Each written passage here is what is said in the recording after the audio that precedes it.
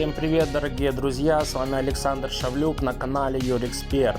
Сегодня мы поговорим с вами о новых правилах расторжения брака, а также взыскания алиментов на несовершеннолетних детей. В последнее время к нам очень много обращаются людей с подобными вопросами, а именно как расторгнуть брак, а также при каких обстоятельствах можно взыскивать алименты на несовершеннолетних детей. Дорогие наши зрители, напоминаем, что YouTube очень сильно не любит правду, поэтому мы создали альтернативный канал в популярном мессенджере Telegram, где вы можете видеть все наши видео полностью без цензуры, а также увидеть очень много другой интересной информации. Поэтому не задумывайтесь, переходите по ссылочке в описании под этим видео в наш телеграм-канал, подписывайтесь на него и будьте всегда в курсе всех юридических событий в нашей стране. Обратите внимание, все документы, которые мы публикуем в нашем телеграм-канале, уже неоднократно прошли судебную практику. Поэтому смело скачивайте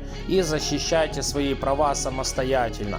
А там, где вы не можете защитить свои права или законные интересы, вы всегда можете обратиться к нам за помощью по телефонам, которые вы можете с легкостью найти в описании под каждым из наших видео. Также не забывайте подписываться на наш YouTube канал, обязательно нажимайте на колокольчик, чтобы не пропустить самые важные. После просмотра нашего видео обязательно поставьте лайк или дизлайк, в зависимости от того, понравилось вам оно или нет. А теперь возвращаемся к расторжению брака. В соответствии с действующим Гражданско-процессуальным кодексом Украины, который был недавно изменен, разрыв брака осуществляется судами. Хотя производство в таких делах действительно упростили, но все-таки нужно помнить несколько моментов.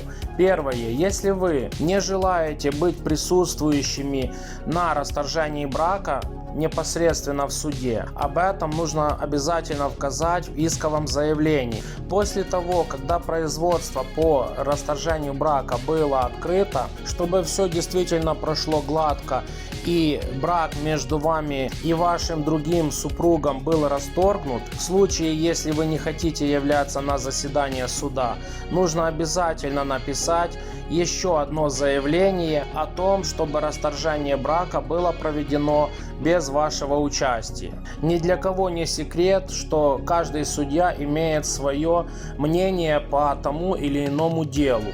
Поэтому для одних судей достаточно такого ходатайства и в исковом заявлении, о котором мы говорили ранее. А вот другие судьи все-таки просят истца, который не хочет являться на заседании, чтобы он написал соответствующее заявление. В связи с этим, чтобы не было никаких проблем, нужно писать исковое заявление с ходатайством о том, чтобы оно было рассмотрено без вашего участия, а после того, когда будет открыто судебное производство, все-таки нужно написать заявление о том, что вы не передумали за это время и полностью поддерживаете свои исковые требования. Поэтому наша адвокатская компания своим клиентам сразу готовит два заявления, которые мы отправляем поочередно. И тогда в суде все идет как по маслу, и вас не ждут никакие лишние процессуальные моменты.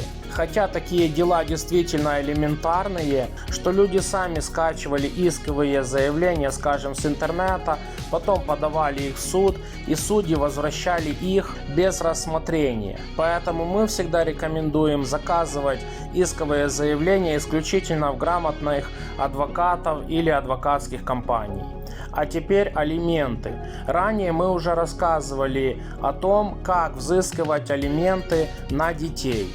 Но вы все равно очень много задаете нам вопросов на эту тему. А многих из вас интересует вопрос, как же все-таки взыскать долг по алиментам, если человек нигде не работает. Дорогие друзья, напоминаем, что в соответствии с Семейным кодексом Украины вы имеете полное право как истец требовать алименты на своих детей не только части от заработка плательщика алиментов, но и в твердой денежной сумме. Мы же рекомендуем женщинам всегда требовать алименты в твердой денежной сумме. Работает плательщик алиментов либо не работает, официально или неофициально, алименты он будет обязан платить в любом случае. Также вы спрашиваете, что делать, если есть задолженность по алиментам. Дорогие женщины, если есть задолженность по алиментам более нежели 3 месяца, вам нужно обязательно обращаться с соответствующим заявлением в органы полиции о возбуждении уголовного дела.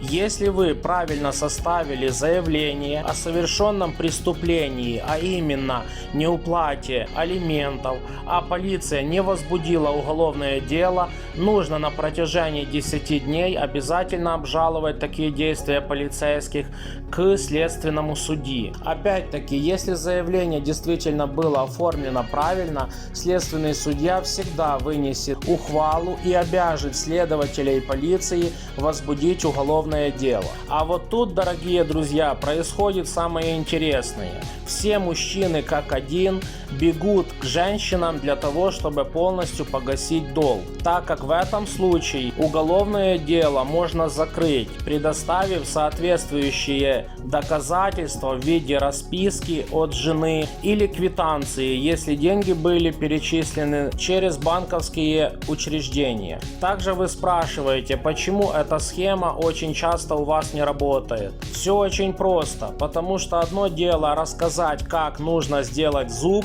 а другое дело сделать этот зуб. Поэтому, если у вас что-то не получается, обязательно записывайтесь к нам на платную юридическую консультацию, на которой вы не только получите индивидуальный рецепт достижения своей цели, но и в случае необходимости вы можете составить с нами договор, и уже наши адвокаты будут заниматься вашим делом. Друзья, если это видео вам понравилось, обязательно ставим палец вверх, подписываемся на канал. Ну а если остались вопросы, обязательно пишем их в комментариях под этим видео. С вами, как всегда, был ваш покорный слуга Александр Шавлюк на канале Юрексперт. Всем хорошего дня и прекрасного настроения, друзья!